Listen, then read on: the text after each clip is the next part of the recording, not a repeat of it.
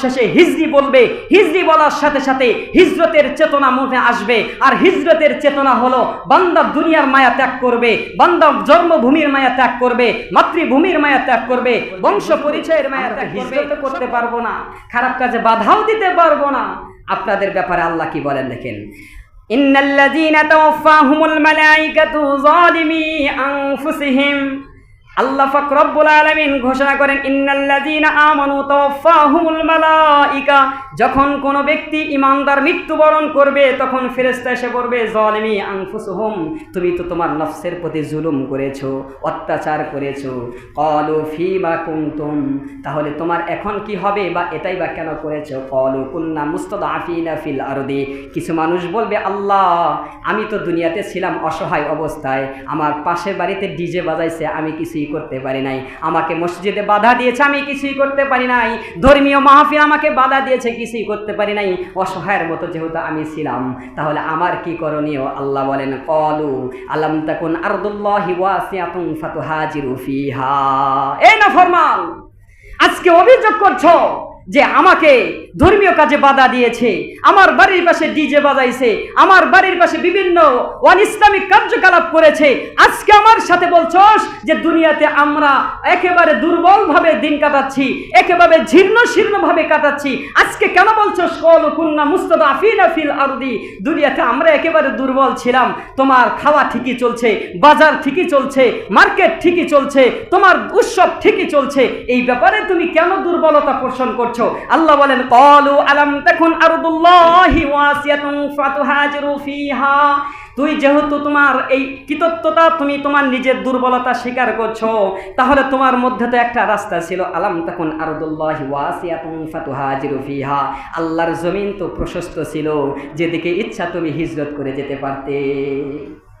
প্রশস্ত কি প্রশস্ত না? আমাদেরকে বাংলাদেশ ছেড়ে অটক্কয়া অন্য রাষ্ট্রে যাওয়ার মধ্যে কোনো বাধা আছে? বলেন, বাধা আছে? মোহাম্মদীনগরে যদি আজকে ঘোষণা হয় যে মাইকে আজান বন্ধ হবে, আল্লাহ না করুন কোনোভাবেই যদি এরকম আদর্শ এরকম যদি চাপিয়ে দেওয়া হয় যে আজকে থেকে সকল মসজিদের আজান বন্ধ, তাহলে আমি এই মোহাম্মদীনগর ত্যাগ করতে আমার কোনো প্রতিবন্ধক আছে? আছে? যেই জমিনে আল্লাহর বিধান চলবে না ওই জমিনে মুমিন থাকতে পারে না। আয়াতের সারমর্ম কথাই হলো এটা, ফাউলাইকা মাওয়াহুম জাহান্নাম, যেহেতু দুনিয়াতে তুমি এটাও করো নাই, তুমি তোমার ওই সমাজের মধ্যেই থাকতা, অপরাধকে তুমি গ্রহণ করে নিয়েছো, আর দুর্বলের সাইনবোর্ড টানায়া টানায়া থাকছো, আমি আল্লাহ আজকে ঘোষণা করলাম, ফাউলাইকা মাওয়াহুম জাহান্নাম ওয়াসাআত মাসীরা, যা ওই যন্ত্রণাদায়ক জাহান্নামের শাস্তি রয়েছে, সেখানে গিয়ে ধাউ ধাউ করে পড়তে থাকো, আমার দেখবার কোনো কিছুই নাই। কাজেই আমরা এই ব্যাপারে দুর্বল থাকবো না, সতেজ থাকবো। যত ধরনের সামাজিক শরীয়ত বিরোধী কার্যকলাপগুলো আছে, আজকে এই হিজরি সনের আমি সর্বশেষ জুমা থেকে এটাই আপনাদেরকে পাইগাম দিতে চাইলাম যে সাহাবায়ে কেরাম আরবি মাসের শেষে কেন বিভিন্ন ঘটনাকে কেন্দ্র করলেন না, শুধুমাত্র কেন্দ্র করেছিলেন হিজরতকে। হিজরতের চেতনা এটাই, মান হাজারা মা নাহাল্লাহু আনহু, যে হিজরতের সর্বশেষ ফজিলত যেটা আল্লাহ তাআলার সকল নিষেধ কাজ থেকে বিরত থাকা হলো মুমিনের কাজ। আর প্রত্যেক মুমিন প্রত্যেক দিনের শেষে গুনবে আজকে 1445 হিজরি সন, এই হিজরত বলার সাথে সাথে হিজরতের চেতনা চলে আসবে, আর সকল ধরনের খোদাদ্রোহী আল্লাহ বিরোধী সকল কাজ থেকে তারা বেঁচে থাকবে, আর যারা করবে তাদের প্রতি তারা বাধা বিপত্তি করার জন্য সর্বান্তর চেষ্টা করবে। এটাই মুমিনের আদর্শ। পারবো তো ইনশাআল্লাহ? এজন্য আমরা আল্লাহর কাছে দোয়া করি, আল্লাহ আমাদেরকে তৌফিক দিক।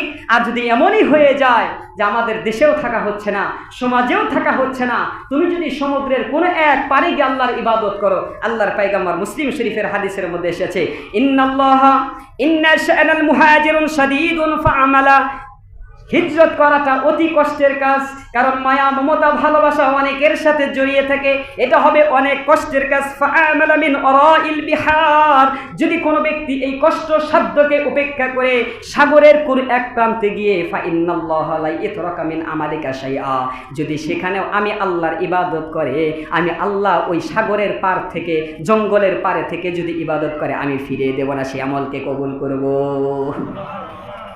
তাহলে আমরা যেখানেই পারি, পৃথিবীর যে প্রান্তেই পারি, আমাদেরকে তো আল্লাহ ইবাদত কবুল করবেনই। সুতরাং আমার ঈমান থাকা সত্ত্বে যেই সমাজে, যেই রাষ্ট্রে, যেই দেশে, যেই জেলায়, যেই ইউনিয়নের মধ্যে ইসলাম বিরোধী কার্যকলাপ আমাদের ওপর চাপিয়ে দেওয়া হবে, আজকের জুমা এই কোরআন এবং হাদিসের সারমর্ম কথা হলো আমাদের অন্তত পক্ষে ওইগুলো বাধা দিতে হবে, না পারলে ওই দেশ, ওই সমাজ, ওই রাষ্ট্র ছেড়ে ত্যাগ করে হিজরত করা হলো আমাদের দায়িত্ব। পারবো তো ইনশাআল্লাহ? আল্লাহ তাআলা আমাদের সবাইকে গোটা একটি বছর